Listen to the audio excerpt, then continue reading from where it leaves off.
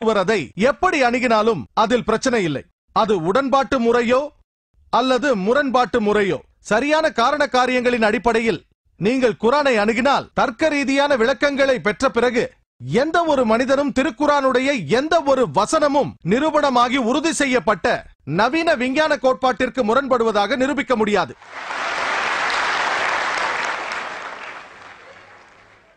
திருக்குரானில்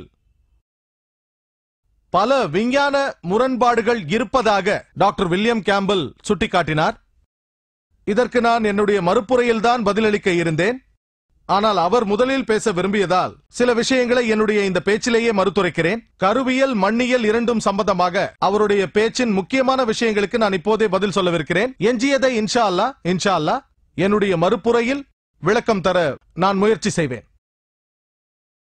நான் இரண்டையும் செய்ய வேண்டும். தலைப்பை விட்டு விலகிச் செல்ல முடியாது. இன்றைய தலைப்பு விஞ்ஞானத்தின் மொழியில் குரானும் பைபிளும் என்பது. என்னால் ஒரு வேதத்தை பற்றி மட்டும் பேச முடியாது. டாக்டர் வில்லியம் கேம்பல் பைபிளில் இருந்து ஓரிரு விஷயங்களைத்தான் பேசினார். இது பற்றியும் நான் பேசுவேன் இன்ஷா அல்லாஹ். 2 வேதங்களை பற்றியும் பேசுவேன் இன்ஷா அல்லாஹ். தலைப்பிற்கு நியாயமாக நடந்து கொள்வேன். திருக்குரானும் விஞ்ஞானமும் விண்ணியலை பற்றி என்ன சொல்கிறது என்று பார்ப்போம். விஞ்ஞானிகள், விண்ணியல் வல்லுநர்கள் 10-20 ஆண்டுகளுக்கு முன்னால் இந்த பூமியும் பிரபஞ்சமும் எப்படி படைக்கப்பட்டது என்பதை விளக்க முயற்சித்தார்கள். அதை பெரும் வெடிப்பென்றார்கள். அவர்கள் ஆரம்பத்தில் ஒரே ஒரு நட்சத்திரம் இருந்ததாகவும் அதுவே பெரும் வெடிப்பினால் பிளவுபட்டு விலகியதாகவும் அதுவே நட்சத்திர கூட்டமும் தனித்தனி நட்சத்திரங்களும் சூரியனும் இந்த பூமியும் பிறக்க காரணம் என்றார்கள். இந்த தகவலை ஒரு சிப்பிக்குள் அடைத்திருக்கிறது திருக்குரான். சூரா அல் அன்பியாவில் அத்தியாயம் 21 வசனம் 30 அது சொல்கிறது, அவலம் யரல் லஸீன கஃபரு, நிராகரித்தவர் பார்க்கவில்லையா, அன்ன ஸமாவாத்தி வல் அர்த கானத் ரத்கன் ஃபக்னஹுமா, வானங்களும் பூமியும் இணைந்திருந்தன, பிறகு நாம் அதை தனித்தனியாக பிளந்தோம். கற்பனை செய்து பாருங்கள். இந்த தகவல் நமக்கு மிக அண்மையில் தான் தெரிய வந்தது. குரான் இதை 14 நூற்றாண்டுகளுக்கு முன்னரே சொல்லிவிட்டது. நான் பள்ளியில் படித்தபோது சூரியன் அசைவற்று நிலைத்து நிற்பதாகவும் பூமியும் சந்திரனும் அதன் அச்சில் இரண்டும் சுழன்று கொண்டிருந்ததாகவும் அப்பொழுது நான் படித்தேன். ஆனால் திருக்குரானின் ஒரு வசனத்தை நான் படித்தபோது சூரா அல் அன்பியாவில் அத்தியாயம் 21 வசனம் 33 அது சொல்கிறது, ஹுவல் லஸீ ஹலகல் லைல வன் நஹார, அவனே இரவையும் பகலையும் படைத்தான், வஷம்ஸ வல் கமர், சூரியன் சந்திரன், குல்லுன் ஃபீ ஃபலகி யஸ்பஹூன், அவை ஒவ்வொன்றும் வெவ்வேறு மண்டலங்களில் நீந்திக் கொண்டிருக்கின்றன.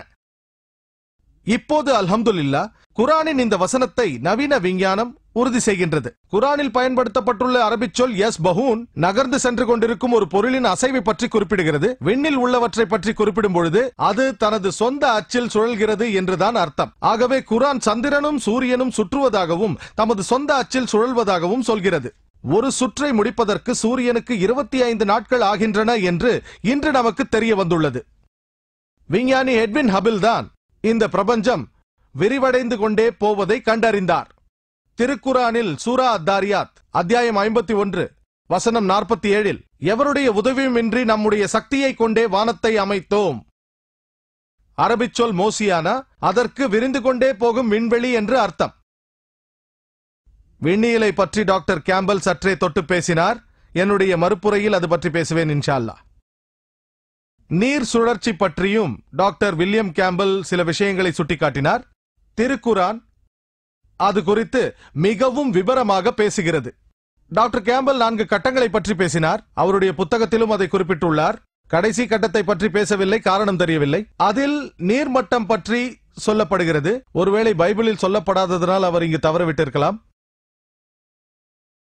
குரானில் நீராவி பற்றிய ஒரு வசனம் கூட இல்லை என்று அவர் சொன்னார். திருக்குரான் சொல்கிறது சூரா அத்தாரிக்கில் அத்தியாயம் 86 வசனம் 11 ரஜு ஷமா, தண்ணீரை பொழியச் செய்யும் வானத்தின் மீது சத்தியமாக.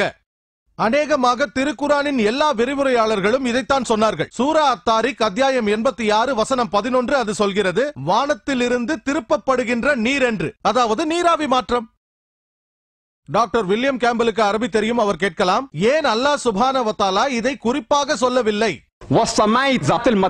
அதற்கு வானத்திலிருந்து திருப்பப்படும் நீர் என்று பொருள். ஏன் அல்லாஹ் குறிப்பிட்டு சொல்லவில்லை?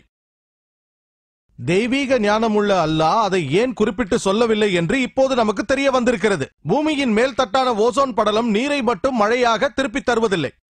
இன்னும் வேறு பல நமக்கு பயன் தரும் அம்சங்களும் வானத்திலிருந்து திருப்பி அனுப்பப்படுகின்றன. அவை மனிதனுக்கு மிக இன்றியமையாதவை என்று நாம் அறிய வருகிறோம். அது தண்ணீரை மட்டும் அனுப்பவில்லை. இன்று நமக்கு தெரிய வந்துள்ளது, வானம் இங்கிருந்து வாங்கிய ஒலியை ஒலி அலைகளாக திருப்பி தருகிறது. வானொலியாகவும் தொலைக்காட்சியாகவும். அதை வைத்து தொலைக்காட்சியை பார்க்கலாம், தொடர்பு கொள்ளலாம், வானொலியை கேட்கலாம். அதோடு மட்டுமல்லாமல் சில தீய கதிர்களும் பூமியை நோக்கி வருவது தடுக்கப்படுகிறது. உதாரணமாக, சூரிய ஒளியோடு வருகின்ற புற ஊதா கதிர்கள் சூரிய ஒளி அயல் மண்டலத்தால் உறிஞ்சப்படுகின்றது. இது நடைபெறவில்லை என்று சொன்னால் பூமியின் மீது உயிர் வாழ்வது முடியாமலாகிவிடும். ஆகவே அல்லாஹ் சுப்ஹானஹு வ தஆலா மிக பெரியவன், மிக மிக சரியாக எதையும் கணிக்கக்கூடியவன். ரஜ்ஜு ஸமா, திருப்பித் தரும் வானம் என்று சொல்லியிருக்கிறான். நீங்கள் சொன்ன மற்ற விஷயங்கள் எல்லாமே குரானில் உள்ளது. வேண்டுமானால் என் வீடியோ கேசட்டை பாருங்கள். நீர் சுழற்சி பற்றி குரான் மிக தெளிவாக விளக்குகிறது. அவர் பைபிளிலிருந்து சொன்ன விஷயங்கள் முதலில் 1வது 3வது கட்டங்களை காட்டினார். 2வது கட்டத்தில் 1 3 பிறகு 2வதை காட்டினார். மழை நீர் மேலே ஈர்க்கப்பட்டு அதன் பிறகு மீண்டும் மழை நீராக கீழே வருகிறது. இது கிமு 7வது நூற்றாண்டில் வாழ்ந்த ஃபேஸ் ஆஃப் மிலட்டிஸின் தத்துவமாகும். சமுத்திரத்திலிருந்து நீர்த்துகள்கள் காற்றால் திரட்டப்பட்டு உட்பகுதிக்கு மழையாக அனுப்பப்படுவதாக கருதினார். மேகங்களை பற்றி குறிப்பிடவில்லை. 2வது மேற்கோளில் டாக்டர் வில்லியம் கேம்பல் சொன்னது, முதலாவது அவரை பொறுத்தவரையில் நீராவி மாற்றம். அதை ஏற்றுக்கொள்கிறோம். வேதாகமத்தை அவர் உடன்பாட்டு அணுகுமுறையில் பார்ப்பதை நாம் தடுக்கவில்லை. அதன் பிறகு மழை கீழே வந்து பிறகு மேகங்கள் உருவாகின்றன. இது முழுமையான நீர் சுழற்சி அல்ல.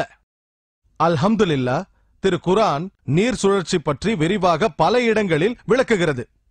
எப்படி நீர் மேலே ஈர்க்கப்படுகிறது, மேகங்கள் உருவாவது, மேகங்கள் ஒன்றோடு ஒன்று சேர்வது, மேலே செல்வது, இடி மின்னல் உருவாகி மழை பெய்வது, மேகங்கள் உட்புறமாக சென்று அதனால் மழை பெய்வது, நீராவி மாற்றம் குறித்து மேலும் அல்ஹம்துலில்லாஹ் விரிவாக சொல்லப்பட்டுள்ளது. திருக்குரானில் பல இடங்களில் நீர் சுழற்சி பற்றி விரிவாக விளக்கப்பட்டுள்ளது. சூரா அன்-நூர் அத்தியாயம் 24 வசனம் 43, சூரா அர்-ரூம் அத்தியாயம் 30 வசனம் 48, சூரா அல்-ஜுமர் அத்தியாயம் 39 வசனம் 21, சூரா அல்-முக்மினூன் அத்தியாயம் 23 வசனம் 18, சூரா அர்-ரூம் அத்தியாயம் 30 வசனம் 24, சூரா அல்-ஹிஜ்ர் அத்தியாயம் 15 வசனம் 22, சூரா அல்-அராஃப் அத்தியாயம் 7 வசனம் 57, மேலும் சூரா அர்-ராத் அத்தியாயம் 13 வசனம் 17, சூரா அல்-ஃபுர்கான் அத்தியாயம் 25 வசனம் 48 49.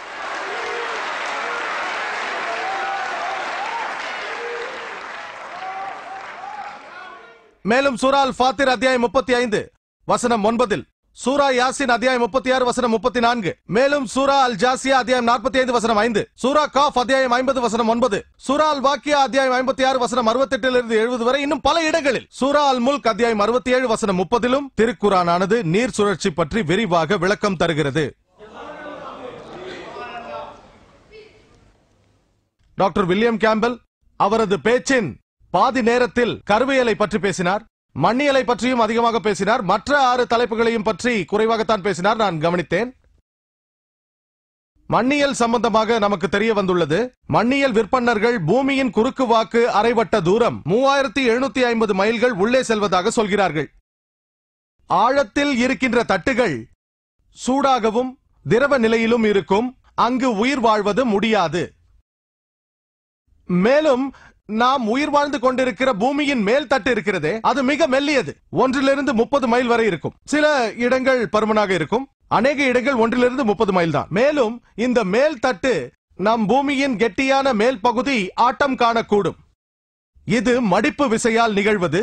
மலைத்தொடர்கள் எழுவதற்கும் அதுதான் காரணம். பூமி உறுதியாக நிற்பதற்கும் மலைத்தொடர்களே காரணம். திருக்குரான் சொல்கிறது, சூரா அல்-நபாவில் அத்தியாயம் 78 வசனங்கள் 6 to 7 வரை, நாம் பூமியை விரிப்பாக ஆக்கவில்லையா, மலைகளை முளைகளாக ஊன்றி வைக்கவில்லையா?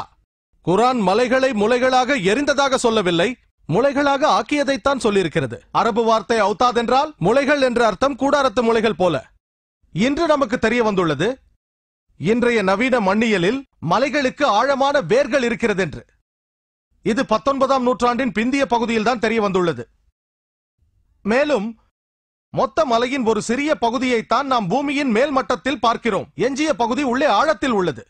அதாவது தரையில் அறையப்பட்ட முளையை போலவே நம்மால் சிறிய பகுதியைத்தான் மேலே பார்க்க முடியும். பெரும் பகுதி பூமிக்குள்ளே இருக்கிறது. பனிப்பாறையின் மேல் பகுதி போல சிறிய பகுதி மேலே தெரியும்.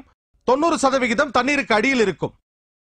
திருக்குரான் சொல்கிறது, சூரா அல்-காஷியாவில் அத்தியாயம் 88 வசனம் 19. மேலும் சூரா அல் நாசியாத் அத்தியாயம் 79 வசனம் 32. والجبال أرساها மலைகளை நாம் பூமியின் மீது உறுதியாக நிறுத்தி வைத்திருக்கிறோம்.